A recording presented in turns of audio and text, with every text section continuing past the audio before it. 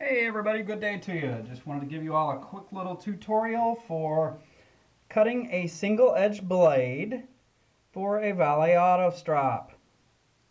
Now you can actually buy blades for this that will fit. The feather single edge blade will fit these contraptions. These are actually a nice, fairly aggressive shaver.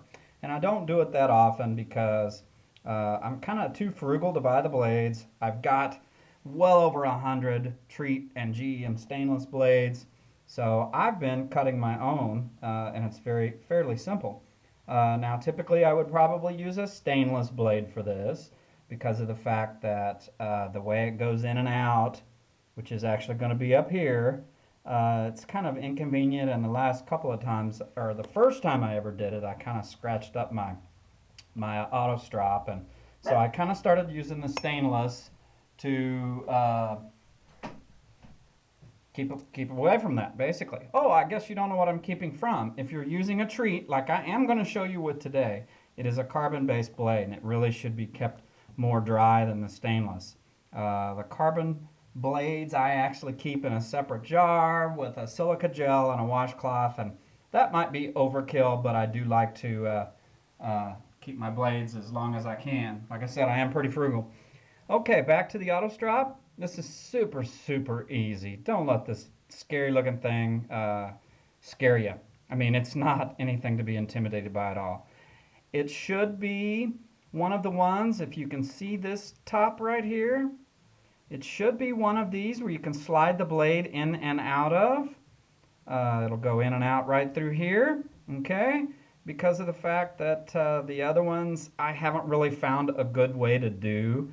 And not just that, the feather blades will work. Not everybody's as frugal as I am, so we'll just do it for this example.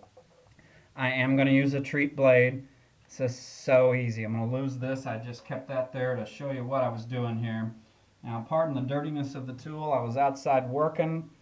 You don't even necessarily need this type of a nipper. Just any kind of nippers will do, because all you're going to do, you'll see what I mean, and then you'll figure out you can use other things. Be careful at all times. I'm sure everybody knows these blades are no joke. I think they're worse than a double-edged blade if you were to get cut because they're stiffer. They've got more material to them, so they cut deeper. So just be careful, okay? Now you can use pliers for this first maneuver if you want. I'm going to use the one tool. You'll see what I'm seeing. There's a little groove here. You don't need to be in this groove, but you're going to take your pliers and or nippers and be somewhere towards the tail end of this spine, okay? I'm going to go right into this groove. That's part of why I like this particular tool. And again, be very careful. I'm just going to kind of slightly wiggle it while keeping my nippers nice and firm, and that's all it takes.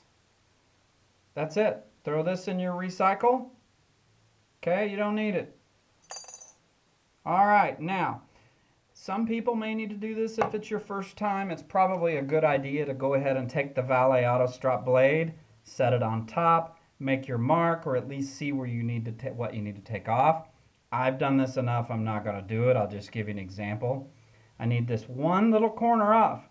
That's all I need off for these particular blades to fit that particular auto strop.